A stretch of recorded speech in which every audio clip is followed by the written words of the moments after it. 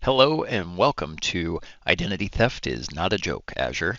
I'm Karl. I'm a VP of Research here at NetSPI.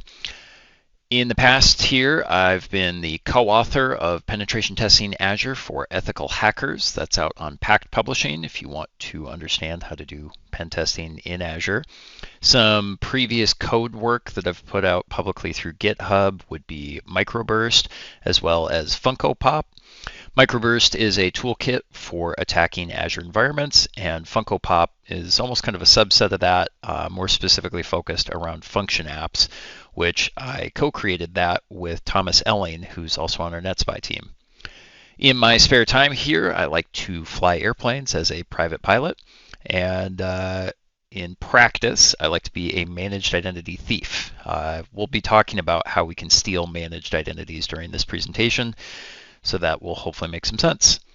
The presentation title is actually based off of a reference to the US version of The Office, if anybody's familiar with that.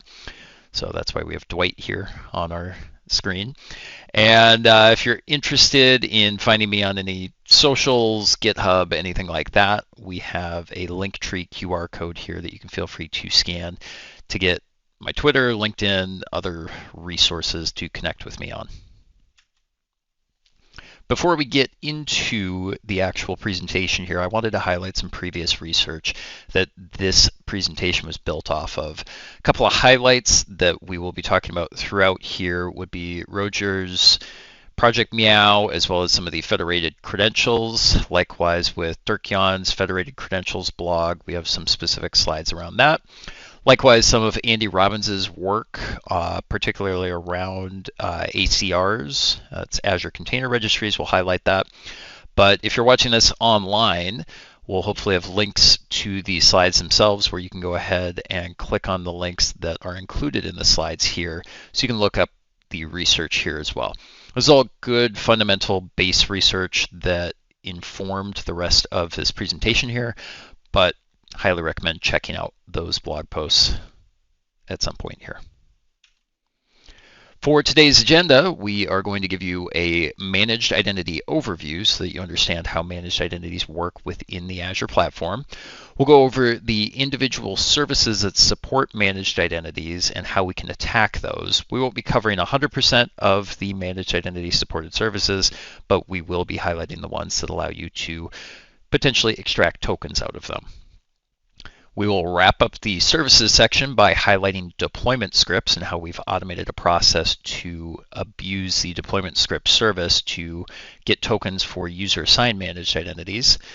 And then we will talk about how we can find managed identity certificates within a couple of different Azure services. One has been fixed, one has not been fixed, and we'll be highlighting that one in this presentation. Finally, we will wrap things up with how we can make use of those tokens and certificates to then further our access into an Azure environment or potentially persist. Managed identities, for those that are not familiar, are a way of authorizing an Azure resource as an Entra ID principal. So what does that mean? Let's say that we've got a virtual machine and we want that virtual machine to be able to read a key vault. Well, we have to authorize that resource with the identity provider, in our case Entra ID, which is the core identity provider for Azure resources. And to do so, we have to assign some type of identity to that virtual machine resource. So we would assign a managed identity, which would then contact its local metadata service, or IMDS, to get a token to then talk to Key Vault. Basically, the virtual machine says, hey, I'm this virtual machine. I would like to authenticate to Key Vaults. Please give me a token. We then use that token with the Key Vault REST APIs to then pull any Key Vault secrets, certificates, any other data that we want to pull from the Key Vault using that token. It's very similar to the AWS assume role that you might use for an EC2 instance. There's lots of similar concepts in other cloud providers, but for Azure, the managed identity is how we act as a resource within the kind of the confines of an Azure environment to authenticate to Entra ID. This does eliminate the need for stored credentials on a resource. Prior to managed identities, we might have to use hard-coded credentials. The automation accounts is a good example of pre-managed identity tooling that was out there, where automation accounts used to rely on a service principal that was created as a run as account that was loaded into the connections for automation accounts. Those certificate credentials associated with that were then stored in the automation account and could be extracted. So not a great way to set that up. It would require stored credentials there. Managed identities eliminates that need. For the types of managed identities, there is system assigned, which is tied to only one resource. So in our case with our virtual machine, let's say it's virtual machine 1, you can have a system assigned managed identity that is only tied to virtual machine 1. In the case of user-assigned managed identities, that is a subscription-level resource that can be shared across multiple different resources. So let's say that we had 10 different virtual machines that all needed access to the same key vault for the same secret. Well, we could create the key vault, create the secret, create an access policy that assigns that user-assigned managed identity access to that specific key that we want to pull out of the vault. And if we've got 10 different virtual machines that all need access to it, let's say it's a scaling kind of situation, we can then share that user-assigned managed identity across all 10 of those virtual machines. This allows us to utilize one specific identity across multiple resources to take actions that we want to specify just for that identity. This is going to be really handy for things like scaling, but from an attacker perspective, the user-assigned managed identities, since they are a subscription level resource, that does give us a little bit of flexibility in terms of the attacks that we can use against them, including assigning them to our own resources that we might want to use to then gain access to that user-assigned managed identity. To go back to our AWS example, that's like being able to pass a specific role to a new resource that you would create to then get access to that role. The managed identity concept is supported by a wide variety of services. For this presentation, we are just going to be focusing on the ones that allow us to extract tokens out of the specific service. But keep in mind, as you're building things with managed identities in Azure, they're available for a lot of different services, not just the ones that we're going to talk about today. For managed identities, they are a service principal within the Entra ID tenant. So we can call them Azure Service Principals. That includes a client ID and application ID. And for the app registration that's tied to that service principal, there is a certificate. Now, I've seen varying results with these certificates. Some of them have 3-month expirations. I've seen others with 6-month. It seems to be pretty standard that they kind of rotate out every 3 months for the managed identity. You can see these credentials by using the get AZ AD service principal credential AZ PowerShell module function with the object ID of the managed ID. And in our screenshot here, we can see 3 different certificates and roughly, I think it's slightly under 3 months expiration times. If you do the exact math on here, I'm seeing June 27th to September 25th, so a couple of days depending on your math. And either way, the expiration on these means that the certificate's good for about 3 months. If someone were to, say, get access to that certificate, that would give 3 months of persistent access. Now, that being said, users are never supposed to have access to these credentials. As we talked about on the previous slide here, the whole purpose of a managed identity is to prevent access to stored credentials and really only give temporary access to the credentials for the managed identity via a token, which should expire within minutes, within hours, depending on how long that token is scoped for and set up for. Kind of depends on the service, but in general, users should never get access to these certificates. We will see at the very end here that there are situations where we can get access to it, and we'll highlight those at the end. In addition to having a certificate for their authentication, the service principals also allow for federated credentials when it is a user-assigned managed identity. So this is that managed identity that we can share across multiple different resources. And in the user assigned managed identity menu in the Azure portal, we can actually see that you can add federated credentials to that user assigned managed identity. This is a really interesting concept as it allows us to utilize the federated credentials outside of the Azure environment. In our case here, we've got a GitHub action that's set up for the microburst repo that's going to use these test federated credentials to then authenticate through the OIDC provider and basically act as that user assigned managed identity out in GitHub with the context of all of the Azure authentication here. So effectively, as an attacker, we can use these federated credentials if we have permissions to add them to a user assigned managed identity. We can use those credentials to authenticate off the resource and potentially persist for as long as that user assigned managed identity has those federated credentials added to them. Roger and Dirk-Jan had some fantastic research. Both of them have blog posts that we linked in the initial references here. Go ahead and check those out. There's also Road OIDC as part of Road Tools that Dirk-Jan wrote. That's basically a rogue OIDC provider that you can use to capture some of these credentials and utilize this for an attack. Important thing to note here, though, is that it does provide a potential persistence mechanism on a user-assigned managed identity. A less persistent method would be getting a token for the managed identity itself. And this applies for both system assigned and user assigned. But typically when you're trying to get some kind of token for the managed identity, that's going to go through an instance metadata service, IMDS, or some kind of sidecar token issuing service.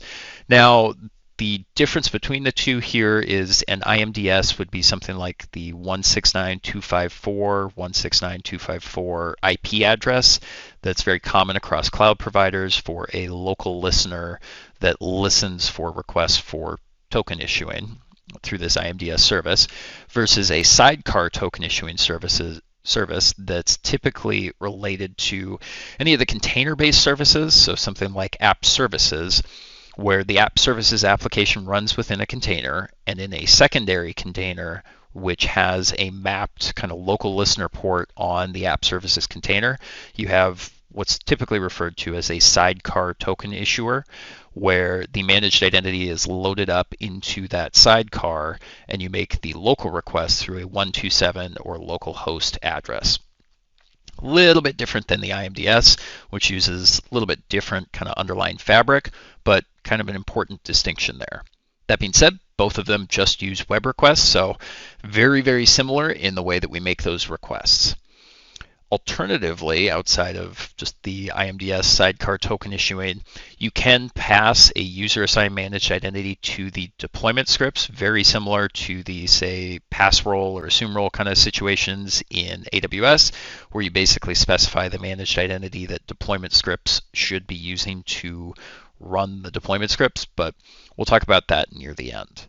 Typically in managed identities, we're going to see those assigned to a specific resource type and then make a web request out to the token issuer in order to get temporary access tokens.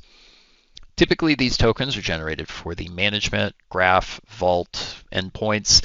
There's a handful of other options that are out there in terms of how you might want to authenticate as that managed identity outside of the context of your existing container, virtual machine, anything like that. But just know that there's multiple different scopes that you can potentially get tokens for. In addition to utilizing the token services, if you have the AZ PowerShell modules available for you on your resource, let's say it's a virtual machine, or the AZ CLI, you can use either one of those with an identity flag to then authenticate to them as the managed identity associated with a virtual machine, or I think there's a couple other services that offer the ability to run AZ PowerShell or the CLI kind of in that context. Moving on to the individual services here that we can start attacking. For each of the individual services, we're going to focus on the initial access methods that are required in order to start generating tokens. So how do we initially get access to the virtual machine to then start getting tokens?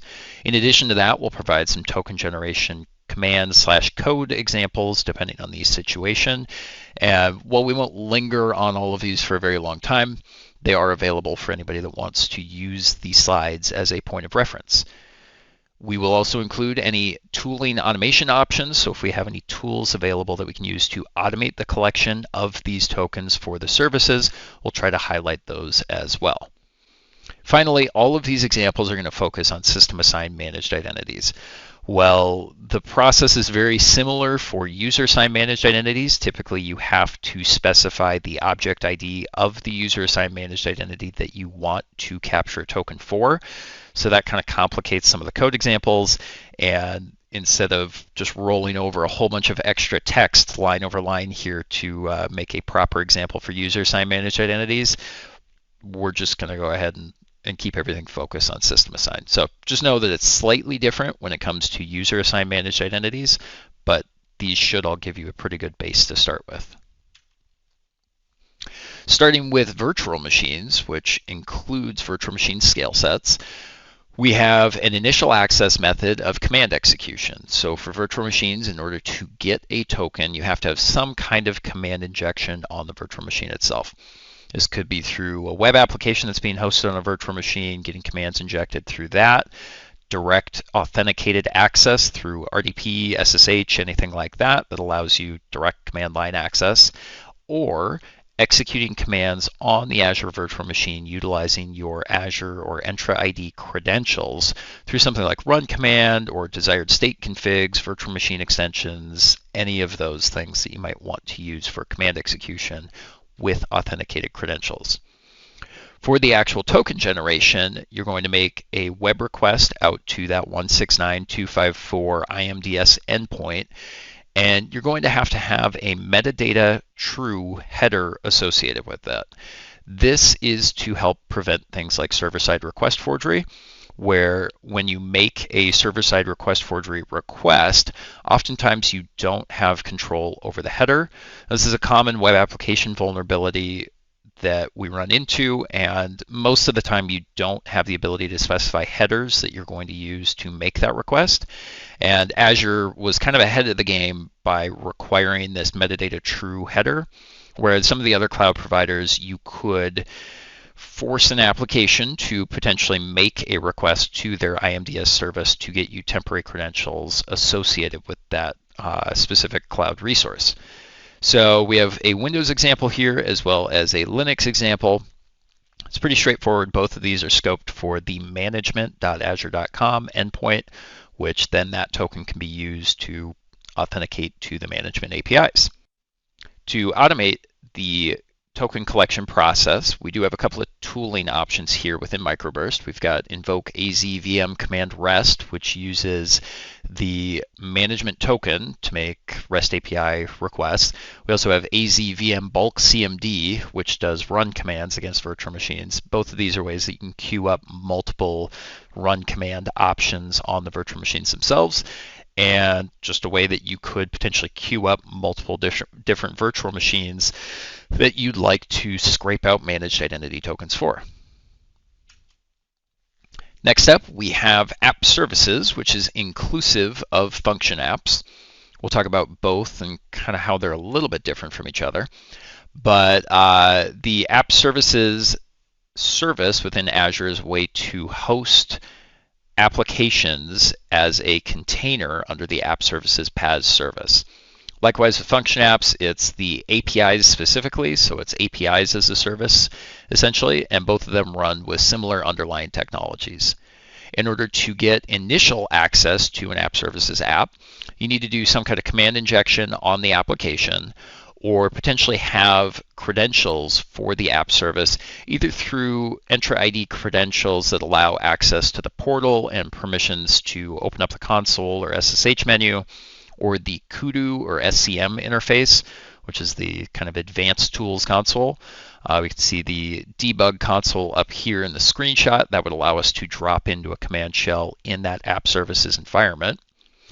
And if we have access to the published profile credentials, we'd be able to utilize those Kudu APIs as well to execute commands in the app services container.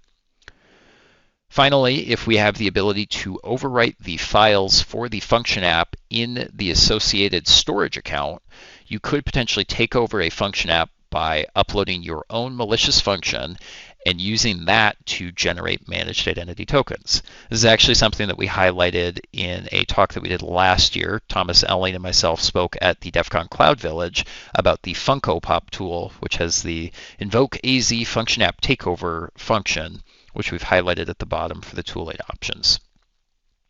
Much like the virtual machines, this does require a specific header. Depending on the app services application, you'll either have a secret or X identity header that has to be included for your MSI endpoint or your X identity endpoint. We won't get into the specifics of where each one's used. If one doesn't work, you can try the other.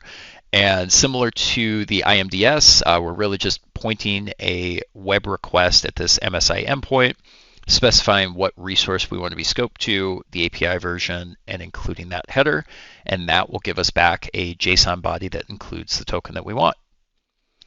For tooling options, we already talked about Funko Pop, but within Microburst, we've got the AZ App Services Kudu debug, which emulates that debug console within Kudu. We also have the AZ App Services CMD command, which also uses some of those Kudu APIs to execute commands within that app services container. Next up, we have the Azure Container Registry Service, or ACR, and that is a service within Azure that allows you to store container images in a public or private repository so that you can put all of your Docker containers that you might want to run in container instances or an AKS, anything like that, and then have those stored in a repo. The primary way that we can generate tokens out of this is through task execution for ACR tasks. Now, to do this, we actually need Azure or Entra ID credentials that are authorized to write tasks to the ACR. The ACR tasks are really a way to automate management of the ACR images. So let's say you've got a base image that you want to modify with some source code to then push out to your container repo every time a new version of the application you're working on gets built. That would be something that you could automate with tasks within the ACR. What we can do as attackers is actually create a task that authenticates with an attached managed identity, and then we can output that token somewhere. Now, we could either exfiltrate that token through HTTP, DNS, whatever your favorite protocol is, or we could just output the token directly into the output of the ACR task. This whole process is pretty simple. Really, you just set up the task YAML definition here. You set up your version, and it's just 2 steps. You log in as the identity with the AZ CLI, and then you use the AZ account get access token parameter with your token scope that you want to use, and that will just directly output the access token out to the screen. We can see that kind of in the black text screen with the big white blob that starts with access token. That's the output of that in that task output. I will say this is a somewhat dangerous way to exploit this, as anybody with reader on the ACR would be able to see the output of the task run. So if you're going to utilize this task, make sure that you remove the task immediately after you run it so that nobody can actually access that after you've done this. This is something that we do with the invoke AZ ACR token generator function within Microburst. That's kind of your primary tooling option for automating this process. And in terms of exploiting this, the ACRs themselves can take user-assigned managed identities. So if it doesn't have a managed identity assigned to it and you have permissions to assign one, you could hypothetically assign a user-assigned managed identity to the ACR, generate the token for it, remove the task, remove the user-assigned managed identity, and it's like it was never there. Not necessarily an ideal situation. The deployment scripts that we'll talk about in a little bit here are actually a more ideal use case for that, but you might not have the ability to run those. Kind of depends on the permissions as an attacker that you have. And to wrap things up for the ACRs, I just wanted to highlight that the invoke AZ ACR token generator was a tool that was written out of trying to replicate Andy Robbins's research on generating those tokens with malicious tasks. I started trying to replicate his blog post and ended up kind of going down the rabbit hole of ACR tasks and ended up bringing a tool out of that. So shout out to Andy for the inspiration on that. Next up, we have automation accounts. This is an Azure service that is near and dear to my heart. I've spent lots of time in the automation account service, but for those that are not familiar with it, automation accounts is a way to run serverless code, either PowerShell or Python, in an Azure subscription. We often see this used to automate actions for virtual machines, for services, for all sorts of different configurations, to maintain, to apply updates, to kind of keep an Azure environment up and running. I found just countless different uses for automation accounts, but keep in mind this is just a way to run PowerShell or Python in the context of an Azure environment. There's a ton of different things that you can do. So to enable the automation accounts to do things within an Azure subscription, I mentioned previously there were the run as accounts that were utilized, but the run as accounts are now deprecated and everybody's moved on to managed identities. There were some flaws with the run as accounts. I can point you towards previous blogs that we've put out around those. But with managed identities, the automation accounts can now make a request either with an HTTP request or utilize the AZ-CLI or PowerShell commandlets to then get tokens and act as the managed identity associated with the automation account. From an attacker's perspective, we can create a new run book, which is basically a code book, either PowerShell or Python, or edit existing run books and modify those to use the attached identity for the automation account to then generate tokens for us, and then either output those to the task output or potentially exfiltrate those through your favorite protocol, kind of similar to what we did with the ACR tasks. There are two different ways that we can do this. We can either run the automation runbook in the test pane, which is just this sample test execution. We have a screenshot of it right here in the slides, and we can capture the output right there.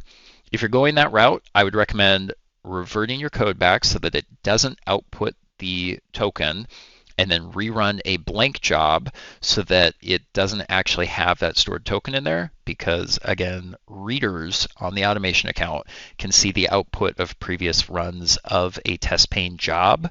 So there is potential that you'd be leaking credentials out that way. Likewise with the other option, which is publishing this, running it as a job, that output's going to be available very clearly in the job output. Now that being said, when we do this with Microburst, with the getAZ passwords function, Microburst actually encrypts all of that output with a certificate that gets uploaded to the automation account. So nobody actually ever sees the clear text credentials. It's all encrypted with the public cert that gets uploaded with that. We decrypt it with the private cert back on the Microburst side, and everything's nice and cleanly encrypted on both sides there. Alternatively, you could exfiltrate those tokens via your favorite protocol, as we kind of previously mentioned here. As I mentioned, we can authenticate with the PowerShell modules. What I would recommend is actually making sure that you use the local HTTP request. That's what we use in Microburst. I've run into issues with the PowerShell modules in the past where somebody goes to update the version of the AZ PowerShell modules and something breaks and you can't authenticate. But I will say that the local IMDS or local sidecar service, I guess in this case, that is listening for those tokens, that is consistently working for me. You can make HTTP requests with that, and that is a much more solid option in terms of getting those tokens back. Speaking of that local sidecar listener, there is the auto warp vulnerability that came out in 2021 that, as we were just kind of starting to integrate managed identities into the automation account service, there was a researcher that we've linked the previous research in that intro slide there that identified that there were high number ports that were listening on kind of a shared container environment that lacked isolation. So what they did is identified higher number ports that they could connect to and make those token requests out to. and it didn't require any identity header or any special identification that tied you to a specific tenant. So given the somewhat shared container environment, they were able to get tokens for other tenants and other subscriptions, which that's a pretty big cross-tenant vulnerability. Microsoft did a really good job of responding to that very quickly and getting that remediated, I think, within like a week or two. So very, very quick turnaround on that one, but also a very interesting vulnerability. Last thing that we'll note on automation accounts is the hybrid workers.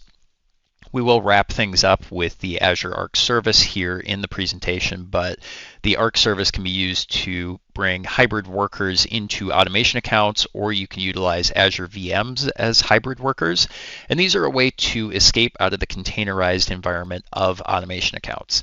By default, you have a relatively small container that you're working with that has some limitations in terms of memory and disk space. So you may want to use a hybrid worker, let's say an Azure VM, that has more compute power, more disk space, more memory, anything like that, to do kind of more processing intensive jobs. With the hybrid worker, if you have access to that, let's call it a Azure Virtual Machine, there is the Job Runtime Data Service, or the JRDS, that you can access from that hybrid worker. That's how it communicates with the automation account to say, hey, do you have any work for me to do? And we as attackers can authenticate to that JRDS and get managed identity tokens for the automation account off of the hybrid worker. You have to authenticate to the JRDS with a local token for the system assigned managed identity for the hybrid worker, but it's kind of a weird way of getting automation account tokens off of a virtual machine or a Azure Arc system that are enabled as hybrid workers. So hopefully that's not too deep down the rabbit hole here. We talked about tooling automation options here, but get AZ passwords. Just make sure that you have the automation account flag enabled, and that will go ahead and create a malicious runbook for you that exfiltrates any managed identity tokens, and likewise if there's any certificates stored for the automation account. But that whole process is for another presentation. Next up, we have the Logic Apps service. Logic Apps are a way of doing low-code, no-code execution with an Azure environment. You have these different connectors where you could authenticate as a managed identity to then read a storage account or a key vault, and it's kind of plug and play between these different things. So let's say a timer goes every day so that once a day a Logic App runs. That Logic App could then authenticate as a managed identity, pull a value from a key vault, use that value as, say, a credential for an HTTP request going out somewhere else. Very simple Logic App, but good example of kind of how Logic Apps are used. The Logic App initial access would have to be through either Azure credentials or potentially attacking a standard plan Logic App, which is different than the consumption plan, as the standard plan Logic Apps actually have an underlying function app associated with them. So what we talked about with the invoke AZ function app takeover from Funko Pop, we can utilize that to then take over a standard plan Logic App. This is relatively newer research for us as we added the node payload that was required for this a couple of months prior to putting the presentation together for this, but it is an option for you. So your initial access is either similar to the function app takeovers or just having Azure credentials that have the ability to modify existing Logic Apps. Because in our case here, we want to take advantage of a Logic App with either a system assigned user identity that we want to make use of because that already has authorizations to other things, or we could potentially create a new app and assign a user assigned managed identity to that. It's a little bit inefficient, but if the only permissions you have are for Logic Apps and user assigned managed identity assignment, then I guess that's an option for you.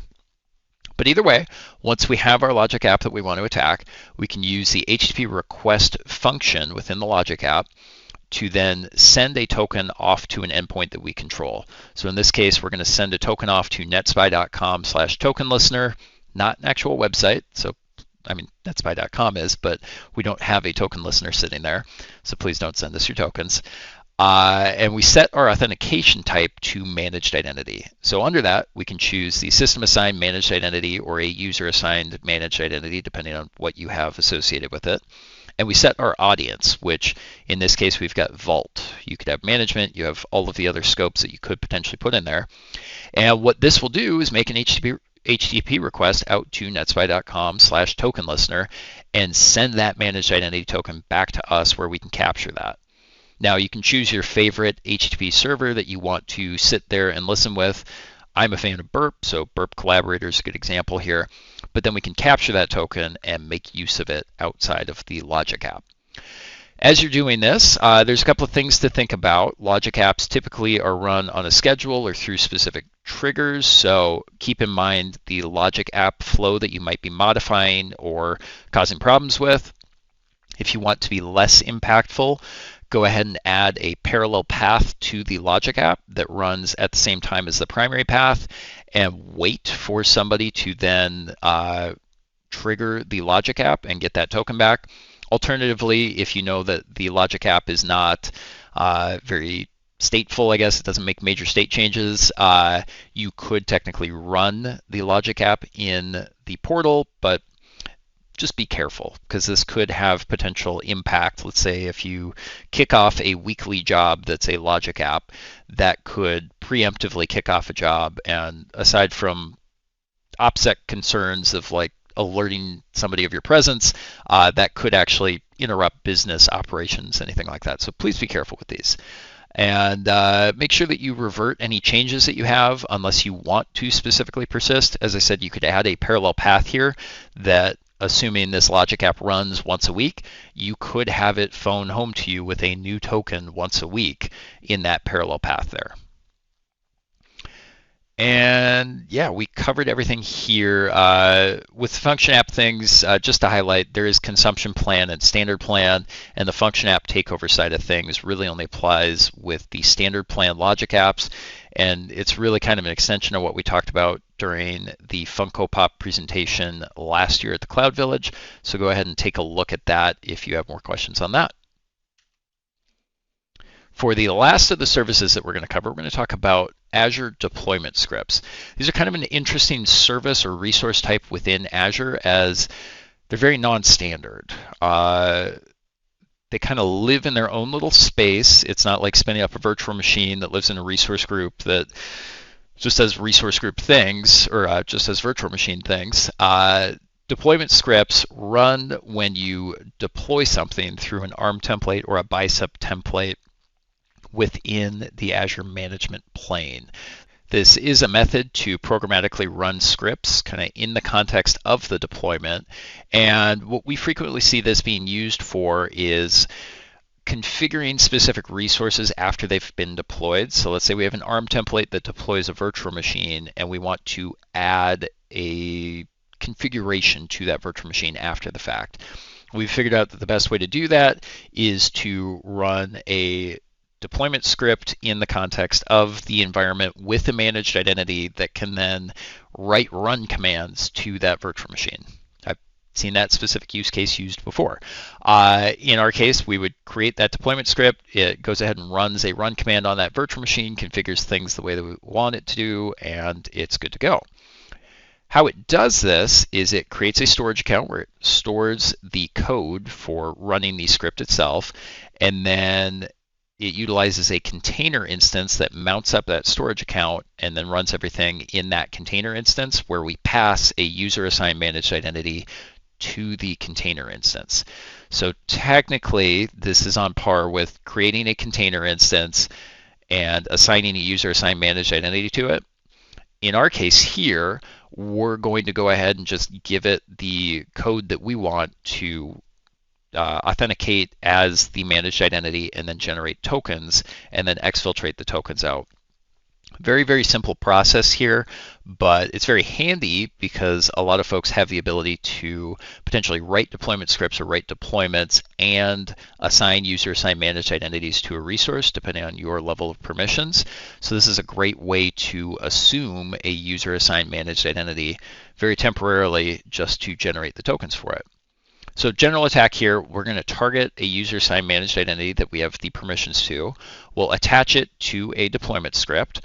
We will run the deployment script as we deploy the resources itself. We'll get the command output from the deployment script and then remove everything at the end. This includes deleting the storage account, the container instance, the deployment script itself, as well as the deployment, because that's technically a separate thing from the resource group itself. So the tool that we wrote to do this is invoke AZUA deployment script. I didn't want to put the full user-assigned managed identity deployment script because we already have enough long PowerShell commandlets out there with the AZPS module. I know the graph module's got particularly long ones, but I digress. So yeah, all of that process that we just talked about is automated in this microburst function. We recently released this in 2024 here, and it really automates the work that Roger, who I referenced on the last slide here, previously put together with the project Meow. That was the original research that kind of pushed me in this direction to write this, to automate this whole process, because I found it to be a very, very handy attack. So the whole process is really selecting a subscription that you have permissions to. It will look for any available user-assigned managed identities that you have permissions to utilize. You select which identities and what permissions they have. That'll load up in an out grid view table. And it'll go ahead and go through that whole process for us to get us an access token and output that as a data table output here in PowerShell. Really nice for token generation. However, you can specify a specific command that you want to execute as that user-assigned managed identity. So if you wanted to use a user-assigned managed identity that, say, has owner rights to then assign your own account as an owner on the subscription, you could potentially inject those commands there as well. Lastly here, we're going to talk about how we can find managed identity certificates before we explain how we can use those certificates as well as the tokens that we just got done generating to authenticate to Azure and do additional PrivEsc, et cetera, et cetera. So this is what a managed identity certificate looks like. If you ever run into one, it'll show as issued to, and it'll be a specific GUID. That's not uncommon, but if it's issued by Microsoft.managed identity, you then know that you have a managed identity certificate. We first ran into this with the Function App service about a year ago. So this would be roughly July of 2023. And with the Function App service, Thomas Elling and I from NetSPI, we were researching the Function App containers and seeing what was going on in the containers themselves. And one of the things that we saw was a container start context SAS URI in the environmental variables for Linux containers. So I know it's a lot to unpack there, but in the environmental variables, we were able to see a SAS tokened storage account URL that when you went to it, you got this encrypted context that's in the screenshot in the top right corner here of the slides. And the encrypted context could be decrypted utilizing an encryption key that was also an environmental variable, along with the initialization vector, or IV, is kind of the start of the encrypted context here. And once we have that IV and we have the key, we can decrypt that. We've got the little recipe here for the AES decrypt for CyberChef here. And once we decrypted that, we could actually see the start context for the container that runs the function app. So what that means is when you start up a function app, there's the context that gets passed into it to say, hey, here are the function app keys that you need to use. Here's these source code zip files that you need to use. Here's how you can access your storage account. Here's the decryption key that you need for everything. There's this whole context that is provided to the container so that it can run your function app code. In addition to containing the function app secrets, which are very valuable in their own right, it also included this MSI specialization payload, which is now an encrypted value, but prior to Microsoft fixing the issue, if you had any managed identities, either user-assigned or system-assigned associated with the function app, those certificates for those managed identities would be returned as base64 values in that MSI specialization payload. So what we could do as an attacker would be if there were a user-assigned managed identity that we wanted to get a certificate for to authenticate as that user-assigned managed identity off of the resource. We could just assign that to a Linux containered function app, go through this whole process, extract out the certificate, and then have 3 months worth of access offline from that resource to authenticate as that user-assigned managed identity. Alternatively, if there was an existing system assigned or user assigned for that matter associated with the function app, we could get access to those as well. We initially disclosed this out to Microsoft about July of 2023, and once we got through that whole process, we were able to publicly disclose that in November of 2023. We didn't quite get clearance before the DEFCON Cloud Village talk last year where we talked about function apps. This would have been a perfect end cap for that, but we didn't quite get things fully remediated by that time. Next up, in terms of places where we could potentially find managed identity certificates, is the Azure Arc service. Now, the function app certs, those are all encrypted. We can't get access to those anymore. But the Azure Arc managed identity certificates, we can. So for those that are not familiar with Arc, this is a method to extend the cloud out to on-prem or other cloud systems. So let's say you've got an EC2 instance up in AWS that you want to have some extension management into your Azure environment to handle that EC2 instance. Let's say you're migrating it from AWS and you need to temporarily use it over there. You can enroll that system in Arc, and it allows you to have VM extensions. It allows you to have a system assigned managed identity tied to the external system, which then that managed identity can be given permissions to things like Key Vault, storage accounts, any other Azure services as well. You could also enroll it as an automation account hybrid worker, which we talked about in the automation account section. And this is really just a way to bridge your Azure cloud out to other environments. Primarily, we see it with on-prem systems that are kind of being brought up into the cloud, but it's really anything that's outside of Azure that you want to bring into Azure. So how does it do this? It utilizes a system-assigned managed identity to then generate tokens to then talk to the Arc service up in Azure. Well, how does it authenticate as a system-assigned managed identity and give itself tokens? It sets up a local listener, and it utilizes some certificates locally to then generate those temporary tokens, much like we would use, say, an IMDS service, to then talk up to the Azure service. Where this becomes a problem is that these managed identity certificates that are associated with the service principal for the managed identity are stored in clear text in, albeit a protected directory. You have to be local admin to access it, but these are PFX files, even though they don't have PFX extensions, and they're stored in both the Windows and Linux Arc systems as they get enrolled. The concern here is we can take these PFX files, authenticate off of the Arc resource as that managed identity, utilizing the client ID for the app registration and the tenant, and we can authenticate off of the Arc system as that system assigned managed identity anywhere. What's further concerning is because Microsoft assumes that managed identity certificates are never going to be used off of the Azure Fabric or off of an Azure resource, the logging for this is a little bit lacking. So if I pull a certificate off of an Arc system that has some permissions in Azure, authenticate off of another system somewhere else, that IP address isn't going to show up in the Enter ID logs for that managed ID login. So it's a little bit concerning from a detection perspective. If anybody does compromise these certificates, you do have the ability to rotate those certificates by unenrolling the system in Arc and re-enrolling it.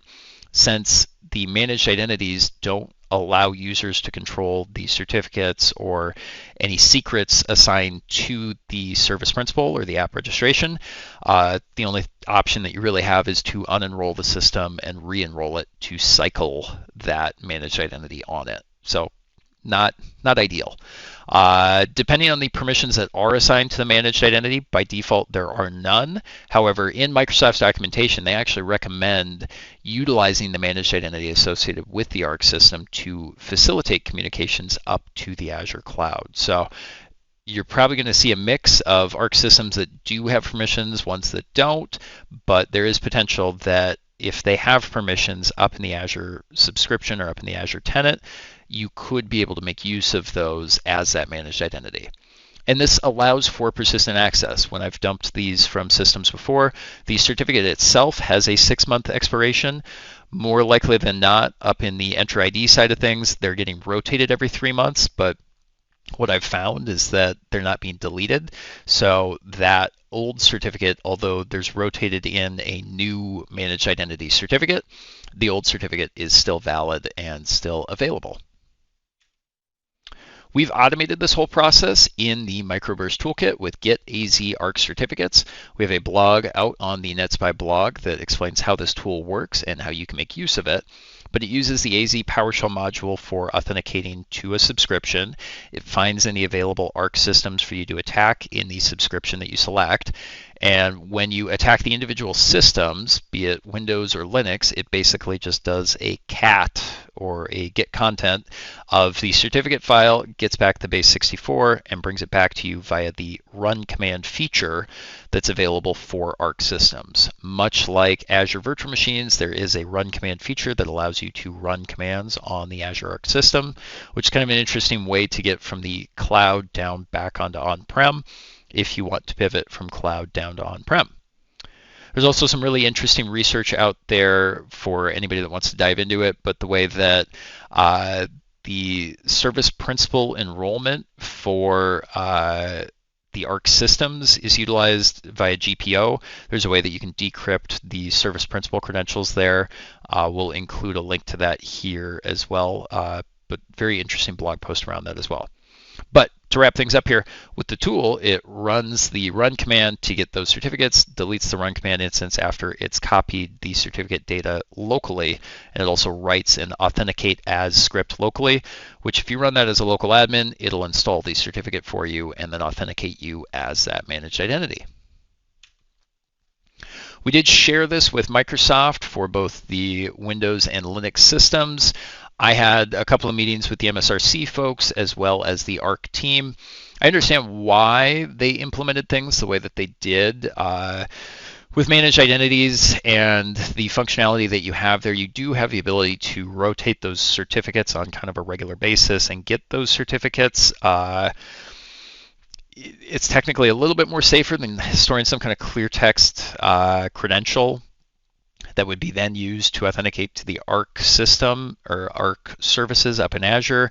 It's kind of a complicated architecture. I understand why the Arc team architected things the way they did, with Arc systems not having access to the underlying Azure fabric, because oftentimes you're going to be in another cloud provider or somewhere outside of Azure. You don't have the same amenities that you'd have if you were living directly in Azure. That being said, there is potential for attackers to take over these certificates and authenticate as the managed identity outside of the resources themselves and really get persistent access there. As we have access to tokens and certificates now, what do we do with them? Well, we can use the tokens or certificates to authenticate to AZ PowerShell, the CLI, directly hand the tokens off to the REST APIs. There's a number of different ways that we can make use of these. And once we're authenticated, you can use tools like Microburst or PowerAzure or a handful of other tools that are out there for dumping data from an Azure environment to then further your access, potentially escalate your privileges, and work your way around an Azure environment. So some kind of conclusions, wrap up here.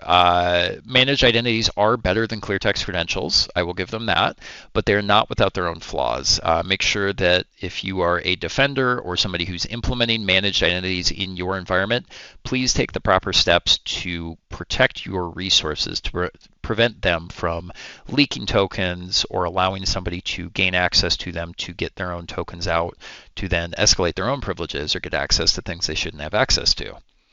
If you want to persist as a managed identity, take a look at any Arc servers and potentially grant roles to those, do whatever you need to do from a persistence perspective, but just know that Arc servers are potentially going to be a source for managed identity credentials, which might be a stealthy way to hide out. If you do have any questions on the content in this presentation, feel free to reach out via X, Twitter, whatever you want to call it. I'm relatively active there. Likewise with LinkedIn. All of my other socials, GitHub, other things are on the QR code here if you feel like scanning that. And these slides will be shared out through multiple different platforms and will be available associated with this video.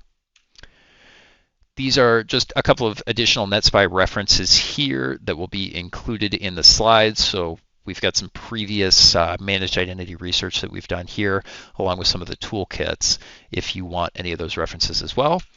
And if you have any questions about NetSPI, about the content, about anything, if you just want to talk Azure with me, I love talking with researchers about Azure stuff, feel free to reach out, and thank you for watching the talk.